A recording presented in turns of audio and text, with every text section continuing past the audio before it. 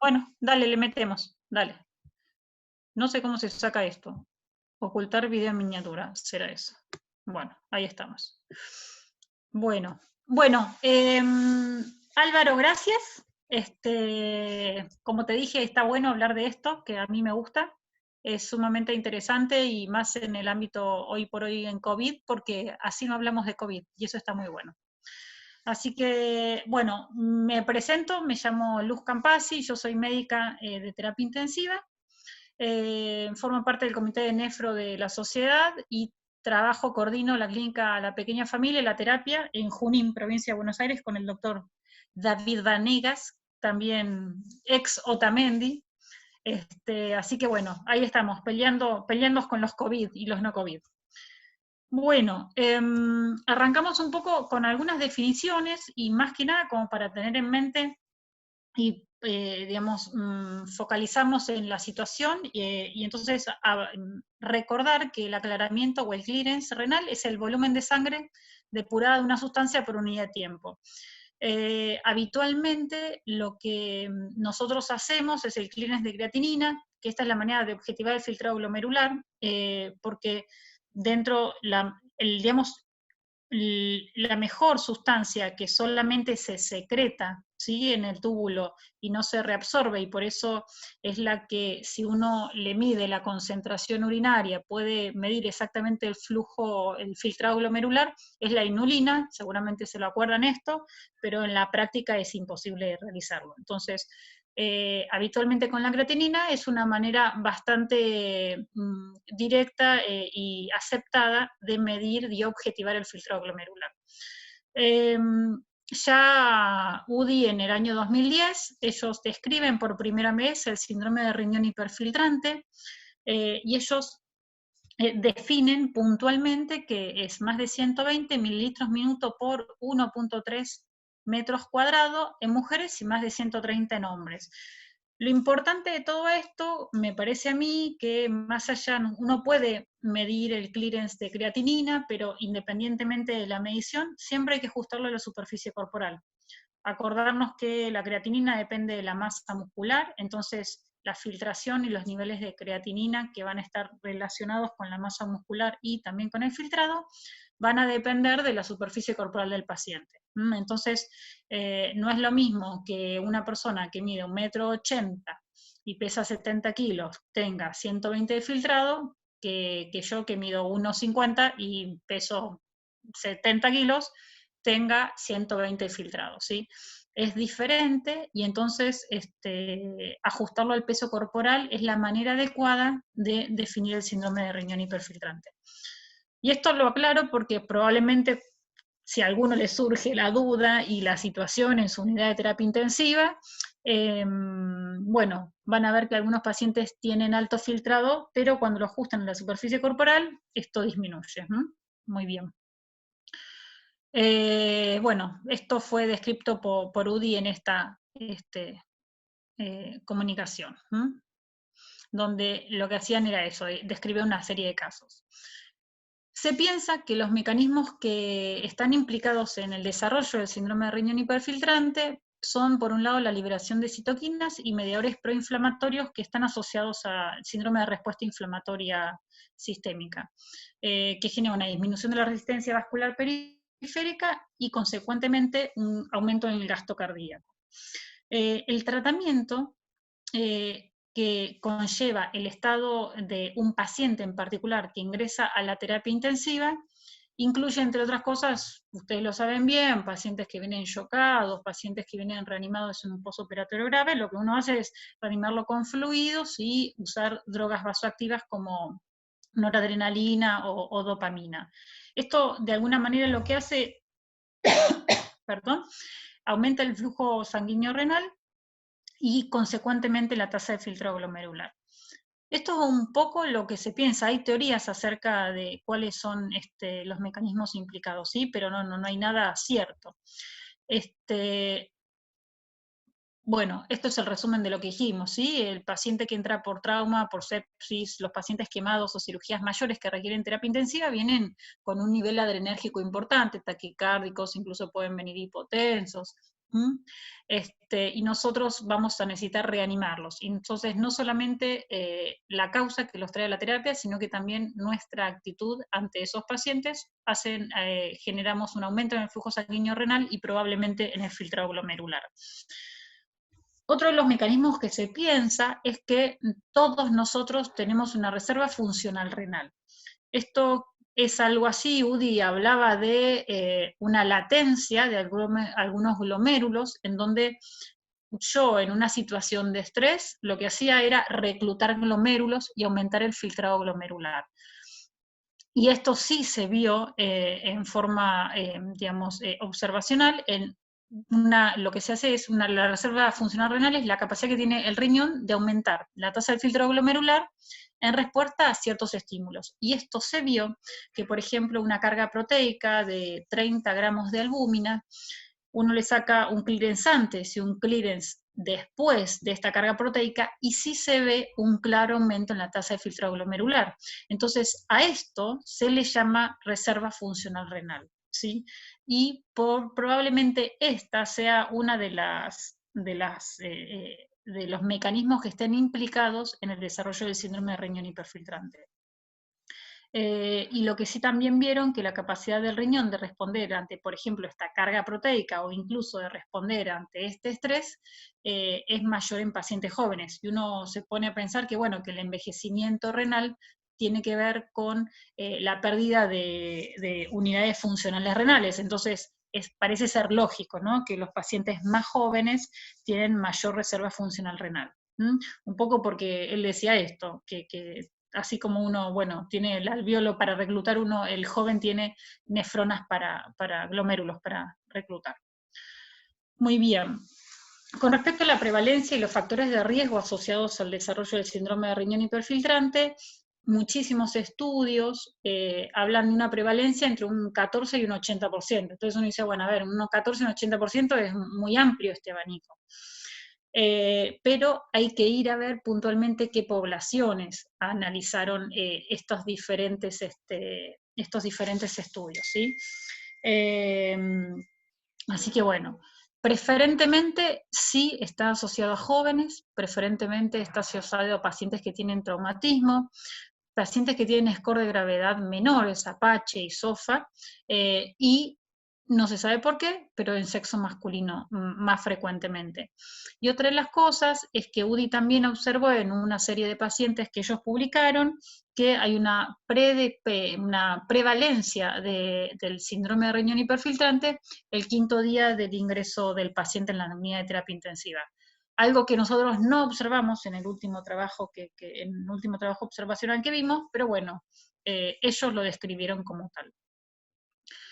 UDI y Baptista, en el 2013 UDI y en el 2014 Baptista, ellos describen unos scores que podrían predecir la presencia del síndrome de riñón hiperfiltrante.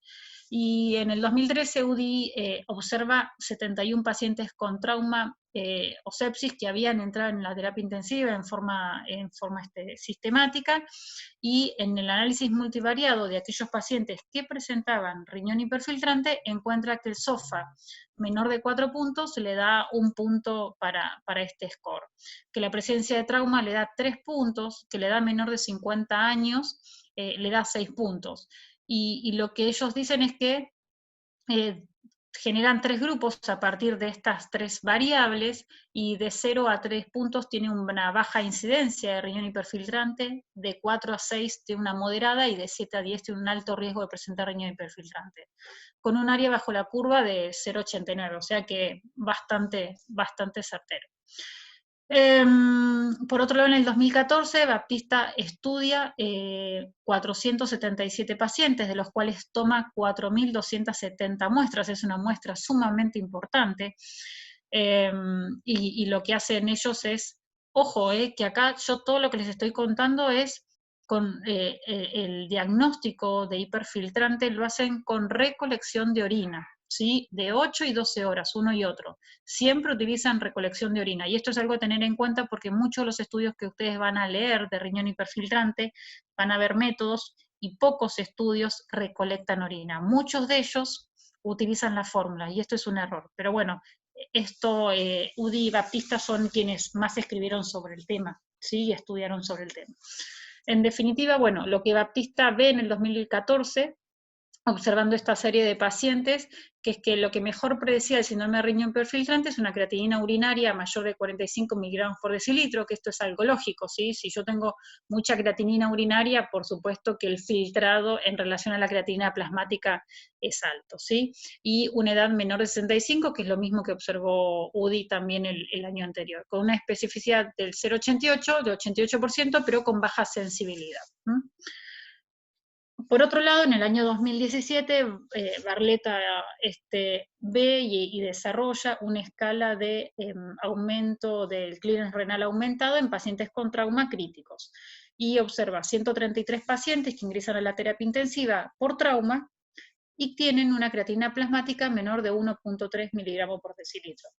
De esta manera, él predice, encuentra como predictores independientes de síndrome de riñón hiperfiltrante una edad menor de 56 años, 4 puntos, una edad entre 56 y 75 de 3 puntos, y una creatinina plasmática menor de 0,7, ¿sí? Que eso le daría 3 puntos, y el sexo masculino 2. Y lo que dice es que con una escala mayor de 6, predice la presencia de riñón hiperfiltrante con una sensibilidad del 84% y una especificidad del 68%. Claramente ven que la especificidad y la sensibilidad y la especificidad de estas escalas no son muy buenas. De todas maneras, si ustedes se sientan a pensar en los pacientes que ustedes tienen en la terapia intensiva, probablemente por trauma, todos sean menores de 50 años, ¿sí? Ya que el trauma es la peor de las pandemias, me parece. En jóvenes, y bueno, y fíjense que muchos de estos pacientes tienen menos de 0,7 miligramos de creatinina plasmática. Entonces, con esto uno puede definir, con estas escalas, si bien no son muy específicas, sí puede definir qué pacientes tengan el riesgo de tener síndrome de riñón hiperfiltrante, ¿sí? Sean de alguna forma presenten síndrome de riñón hiperfiltrante, y con esto pensar después las consecuencias que conlleva tener el síndrome.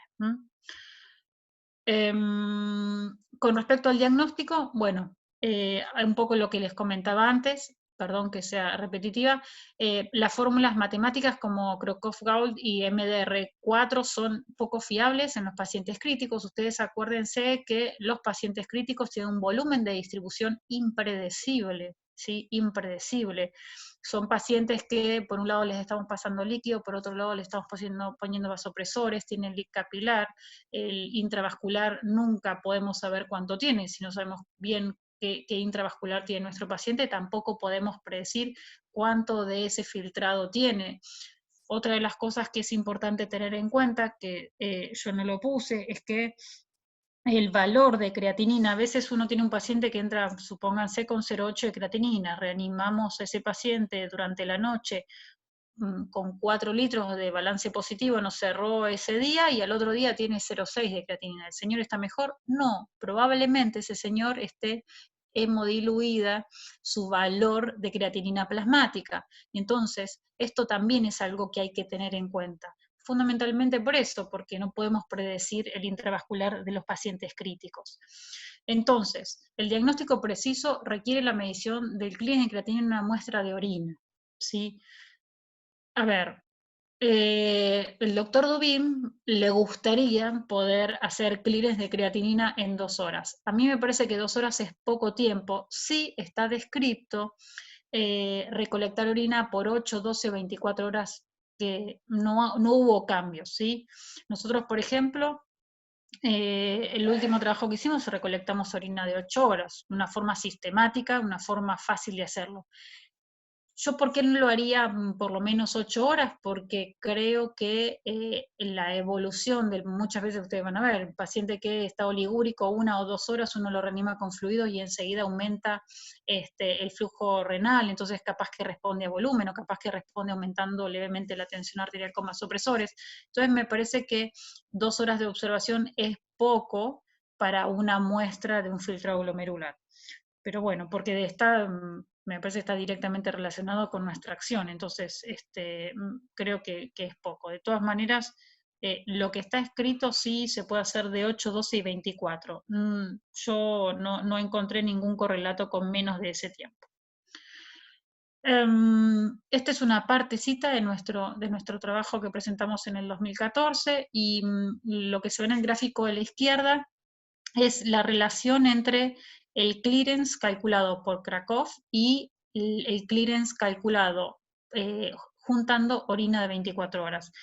Fíjense que si bien se correlacionan, ¿sí? Cuando uno tiene, de alguna forma, tiene una correlación entre el cálculo y el filtrado medido. A pesar de esto, en el gráfico de la derecha, en el gráfico de Brahmi-Allman, no hay concordancia.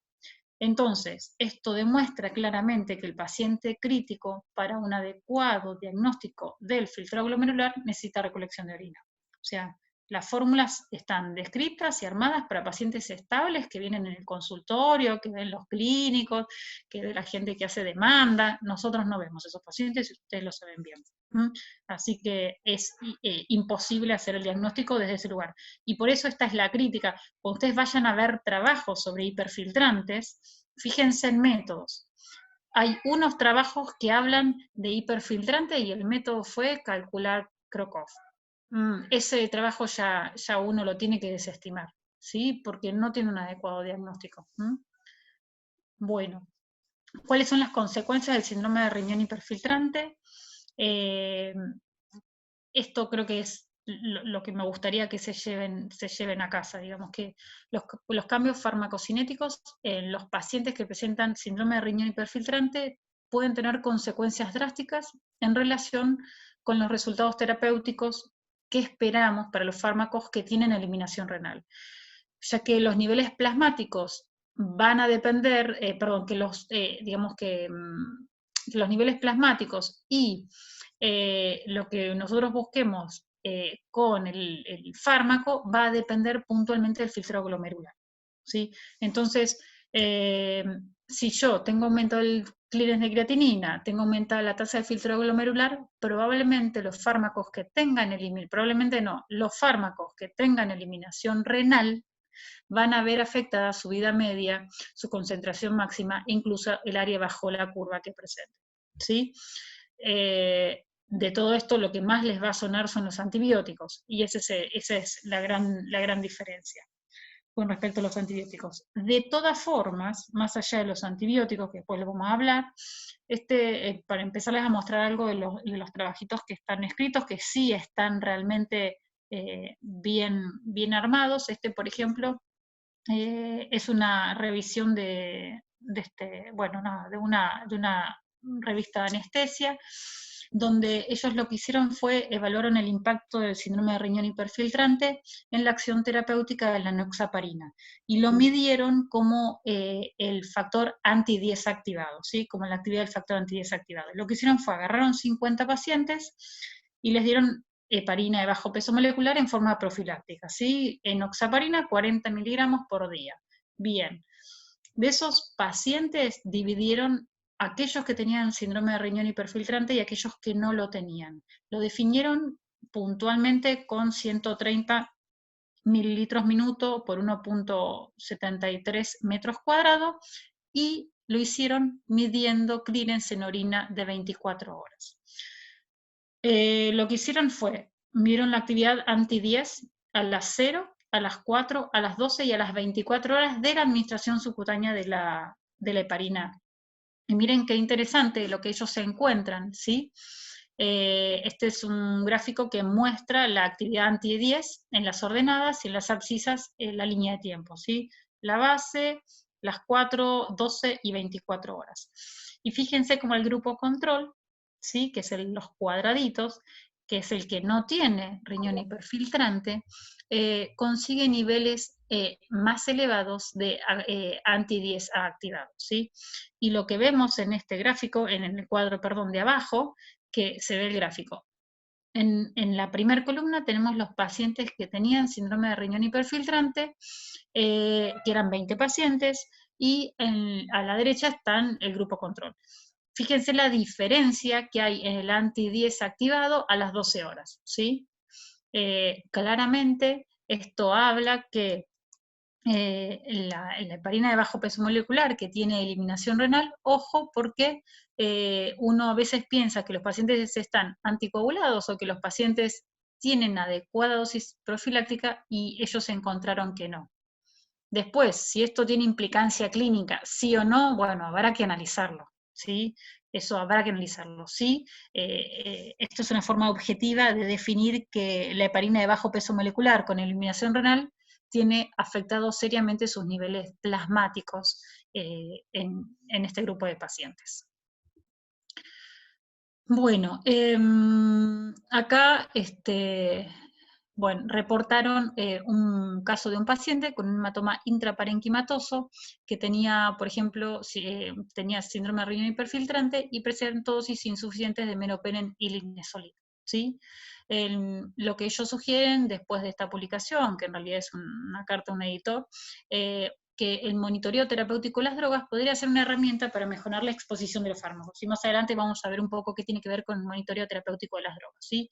Pero acá ya nos vamos acercando a esto, ¿sí? Los pacientes jóvenes neurocríticos que tienen síndrome de riñón hiperfiltrante, se ve también en los neurocríticos más que otros pacientes, presentándose insuficientes de beta-lactámicos, por ejemplo, ¿sí? Entonces esto es fundamental. Acá hay otra publicación donde hay dos fármacos que habitualmente están inadecuados, que es ante la presencia de riñón hiperfiltrante, que son la disminución de los niveles de meropenem, que son los que ellos pudieron medir, ¿sí? Y también vuelven a decir lo mismo ellos, que probablemente el monitoreo ofrezca una respuesta a esta dificultad en este grupo de pacientes. Acá UDI plantea que el nivel inicial de beta-lactámicos podría ser, podría ser ineficiente o ineficaz en los pacientes críticos que presentan riñón hiperfiltrante.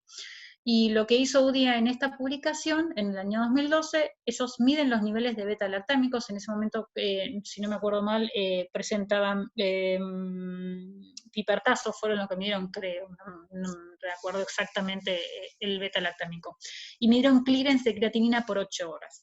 Hicieron 52 determinaciones y dividieron en dos grupos. Aquellos pacientes que llegaban a la concentración inhibitoria máxima, y aquellos pacientes que conseguían 4 veces la concentración inhibitoria máxima, ¿sí? Acuérdense que los beta-lactámicos, tiempo dependientes, necesitamos 4 veces para poder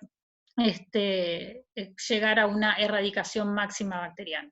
Entonces, lo que ellos observan en este trabajo es que solo de todo el grupo de pacientes que tuvieron como un empírico a los beta-lactámicos, solo el 58% consiguió una SIM mayor a 1, ¿sí?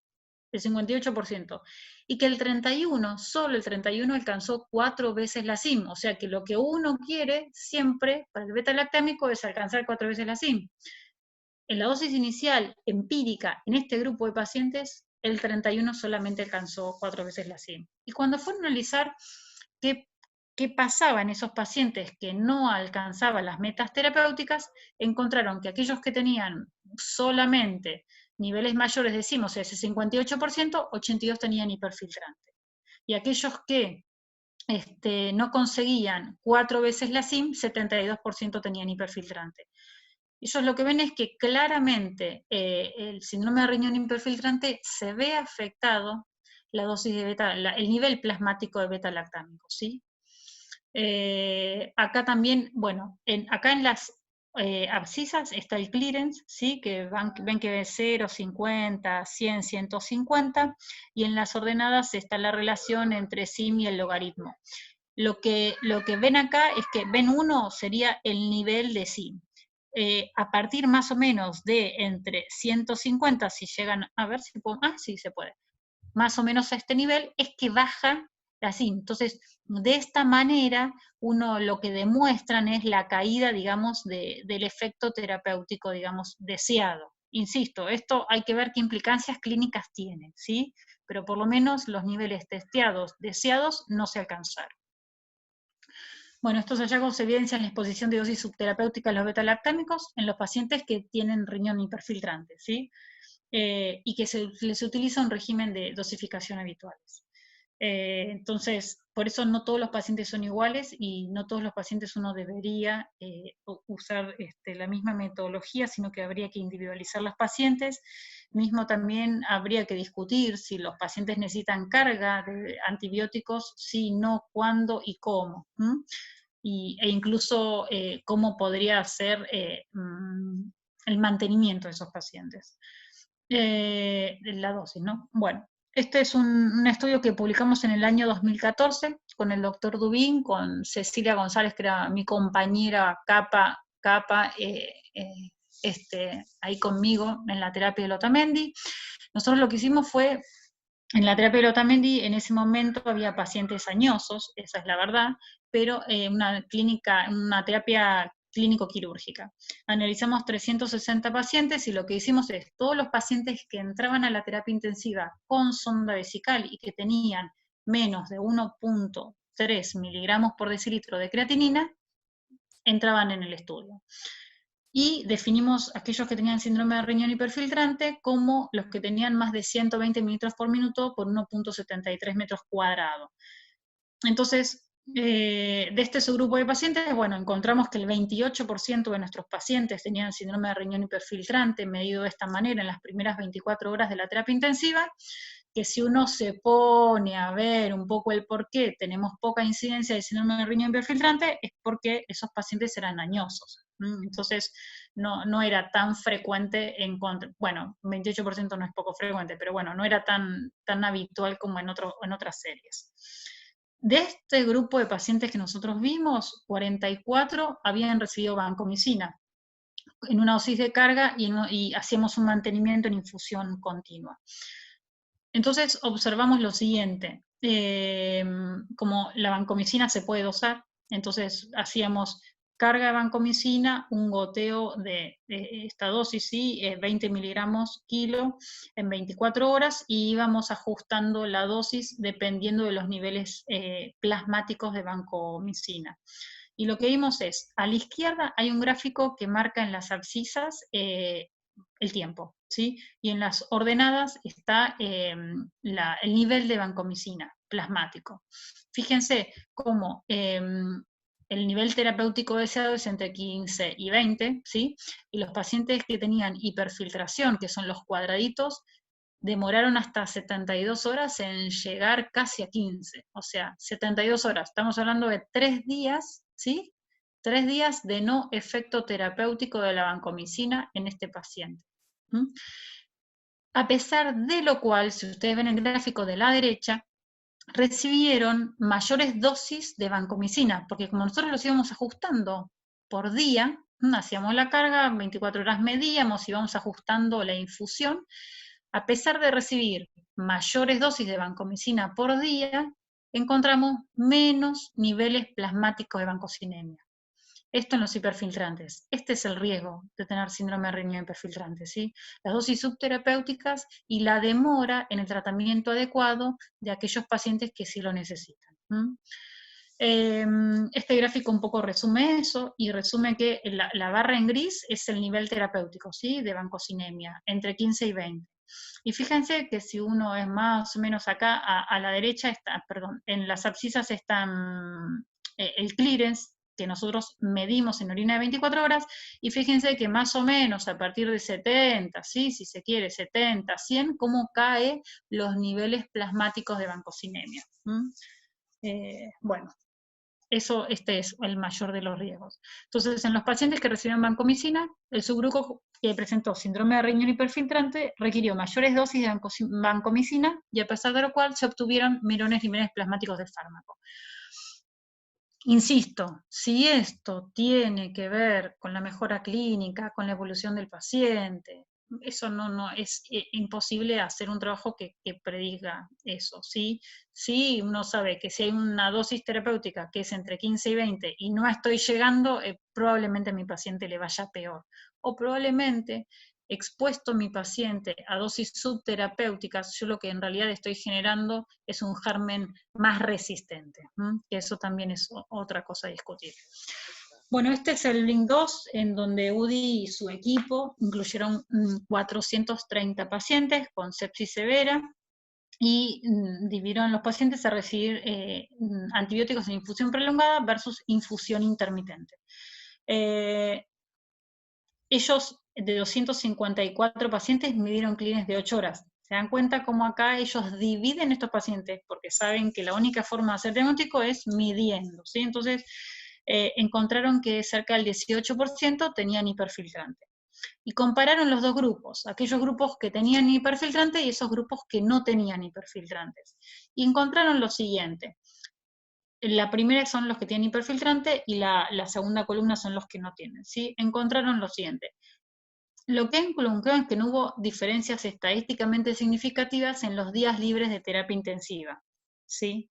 Que la cura clínica de los pacientes a los 14 días, luego de finalizar el tratamiento antibiótico, fue significativamente mayor en los pacientes con síndrome de riñón hiperfiltrante. Entonces dice, bueno, a ver, esto es medio controvertido. Entonces, tenés hiperfiltrante, tenés menores niveles de vancomicina, pero tenés mejores o sea, cura clínica. Qué raro. Bueno, en definitiva, tampoco encontraron diferencias en la mortalidad en los pacientes que presentaban hiperfiltrantes en los que no presentaban hiperfiltrantes. Entonces, con esto, insisto, lo que les quiero remarcar es que yo no sé, no tengo ni idea y no sé si va a haber la posibilidad en algún momento de hacer un estudio que nos demuestre que tener dosis menores a nuestros pacientes les va menor.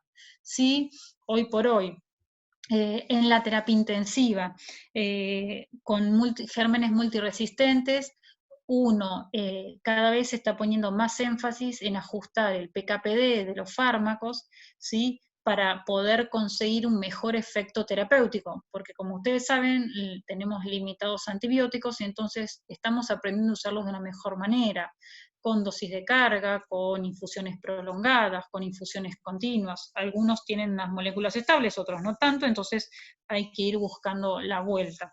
Pero también, bueno, el monitoreo terapéutico, así como medir la vancomicina, que en ese momento teníamos la posibilidad de hacerlo en el Otamendi, ya les digo, tardaba media hora la medición de vancomicina. Hoy por hoy en el lugar donde trabajo tardamos 3 días en que nos den el resultado de la vancocinemia. Entonces no es una herramienta fácil, pero puede ser una herramienta para ajustar la dosis y personalizarla para cada paciente, e incluso para personalizar en cada paciente en un punto en particular.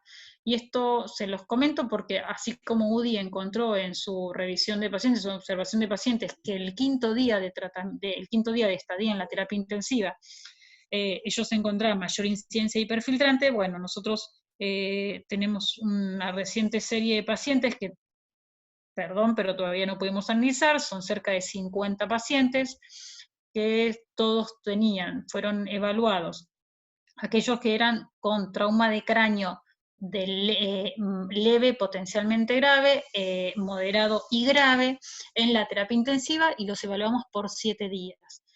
De la primera serie de pacientes, que fueron 20 pacientes que analizamos, eso sí está cerrado, y es que de estos pacientes el 85% presentó síndrome de riñón hiperfiltrante, ¿sí? Trauma de cráneo, jóvenes, y 85% de pacientes presentó síndrome de riñón hiperfiltrante. Entonces, es un riesgo el síndrome de riñón hiperfiltrante para dosis subterapéuticas. Insisto, no sé qué consecuencias estrictas tenga directamente sobre la morbimortalidad de los pacientes en la terapia. Entonces, como conclusión, el síndrome de riñón hiperfiltrante es una entidad frecuente en la terapia, como esto que les cuento, nuestro último reporte es de más de 80%, que ante los factores de riesgo mencionados deberíamos recolectar orina para hacer un diagnóstico adecuado. Trauma, jóvenes, ¿sí? Hombres. Entonces, todos estos, creatinina menor de 0,7 miligramos por decilitro. Me acuerdo que una vez discutimos esto en un congreso y lo que planteamos era eso, que uno probablemente por las condiciones de trabajo que tenga no pueda hacerle clearance de creatinina a todos los pacientes, pero sí sería adecuado que ante la presencia de estos factores de riesgo y la necesidad de este paciente de tener un antibiótico que tenga eliminación renal, o incluso un anticomicial, por ejemplo, el levetiracetam es un anticomicial que tiene eliminación renal, incluso hay una serie de trabajos también que habla sobre la posibilidad de ajustarlo al clearance de creatinina, porque podría perder su efecto terapéutico. Entonces, en esos pacientes que sabemos que van a depender de los niveles precisos de fármaco plasmático, sería conveniente adelantarse y saber si tienen hiperfiltrante o no para ajustar la dosis, ¿sí? La dosis de antibiótico debería ser individualizada, así también como la manera de administrarlo, tal cual esto que estamos diciendo, ¿sí? Y la exposición de dosis subóptimas de antibióticos es un riesgo en estos pacientes, y esto no solo porque puede potencialmente generar un fracaso terapéutico, sino también porque puede generar cepas multiresistentes y cambiar la bio, bueno, cambiar la situación de la terapia intensiva en particular. Creo que no tengo mucho más para comentarles. Perdón si fui muy extensa. Este es mi equipo de trabajo.